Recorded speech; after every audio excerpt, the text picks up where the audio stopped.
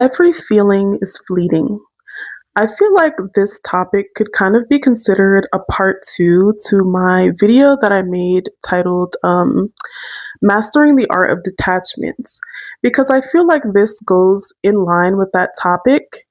And I know, like, that's something that pretty much everyone knows. It's a very basic cliche statement to say that every feeling is fleeting because we know that. But I think that sometimes when people say that, they apply it only to the quote unquote negative emotions. But I don't think people often think of it in terms of positive emotions as well.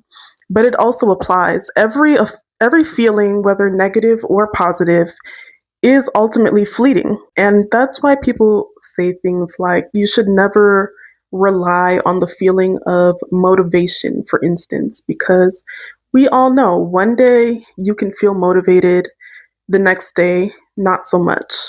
So, if you were to live your life relying on doing things only when the feeling of motivation strikes you, you would most likely be a person who isn't consistent, who isn't disciplined, and who doesn't keep up certain positive habits or routines.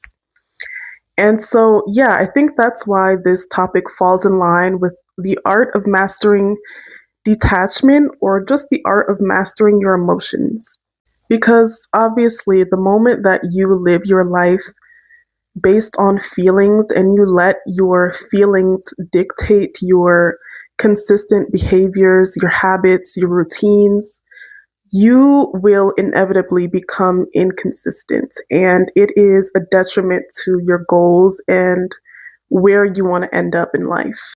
If you're a person who is good with pattern recognition and you're a person who is very big on learning from the mistakes of other people, then you will observe that a good majority of the time, not all the time, but a good majority of the time, when people end up in unfavorable circumstances or situations in their life, a lot of the time you can trace it back to them having a moment of losing control over their emotions and letting their emotions dictate their decisions and their actions. But of course, there are situations that are just, life happens, and there are circumstances that are sometimes just beyond your control, right?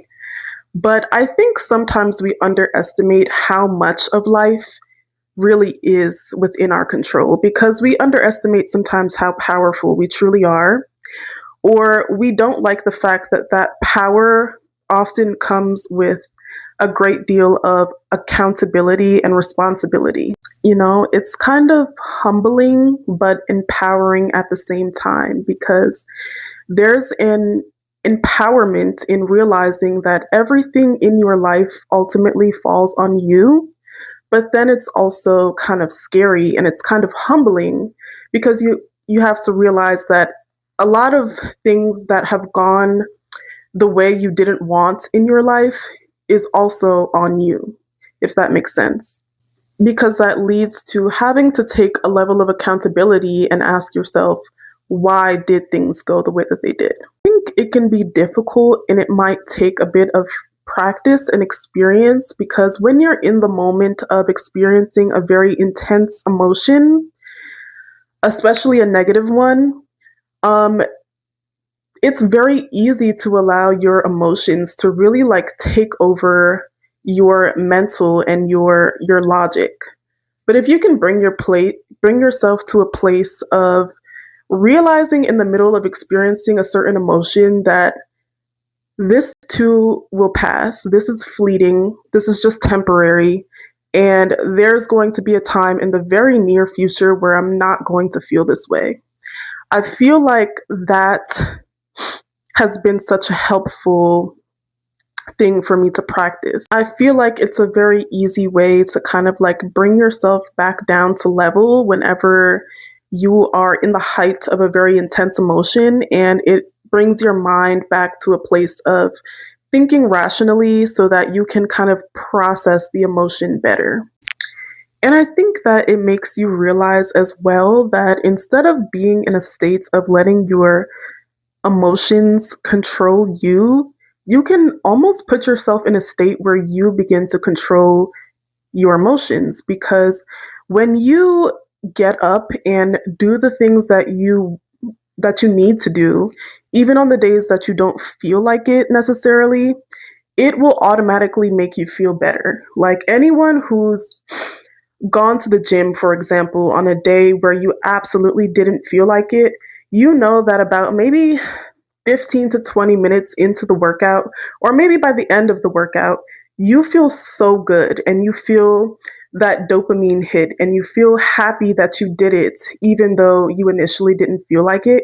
And I feel like that's just an example that applies to so many different things in life. Or even think about the feeling that you get after you finish cleaning your house, for example, and everything just feels like refreshed and looks nice and clean, but maybe initially you just wanted to stay in bed and scroll. And it's like you can literally shift yourself into a more positive emotional state just by overcoming your initial emotions. And that could be a good mental state to keep yourself in order to keep yourself motivated to do the things that you need to do, is like thinking to yourself that even if I don't feel like doing it right now in this moment, let me think about how good I'm going to feel after I finally get it done or while I'm doing it. And then think about, in comparison, that crappy feeling that you feel at the end of the day when you realize that you didn't get the things done that you wanted to. And it's like, which one would you rather feel at the end of your day? Because at the end of the day is going to end. So you might as well just get your shit together. And yeah, that's my message for today.